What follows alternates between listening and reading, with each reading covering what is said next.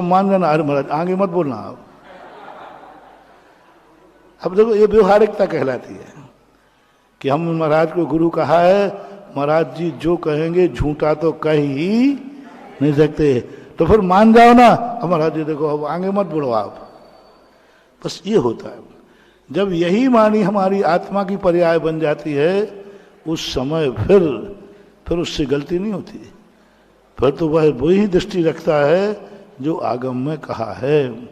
इसलिए विजय जैन मुंबई से पूछते हैं, नमस्ते महाराज जी, कोई व्यक्ति संसारी जीवन में रहते हुए पूरे जीवन पुण्य और तपस्या करने में लिप्त रहे तो क्या उसे मोक्ष की प्राप्ति हो सकती है? कैसे?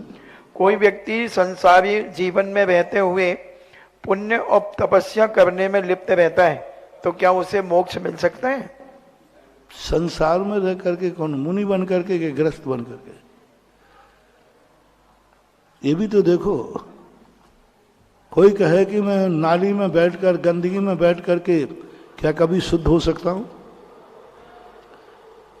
महाराज यदि मैं नाली में बैठे बैठे नहा लूं तो बैठा कहाँ नाली में, और ऊपर से नल खोल दो, बोले महाराज जी कितनी देर में मैं शुद्ध हो जाऊंगा? बोलो, कभी हो गई नहीं। भले ऊपर से नाल पानी डल रहा है और नीचे किस पे बैठा है, तो कभी शुद्ध होना ही नहीं। इसलिए यदि तुम संसार रूपी गंदगी में बैठे हो, फिर तुम कितने ही तप करो, कितने ही तुम स्वाध्याय करो, लेकिन नीचे गंदगी तो नाली में है, तो कभी शुद्ध होने वाला नहीं है।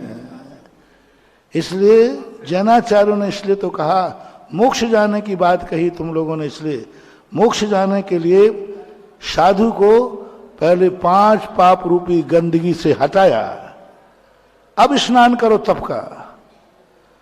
5 पाप रूपी गंदगी में बैठ करके तप का स्नान करोगे तो शुद्धि होने वाली नहीं है।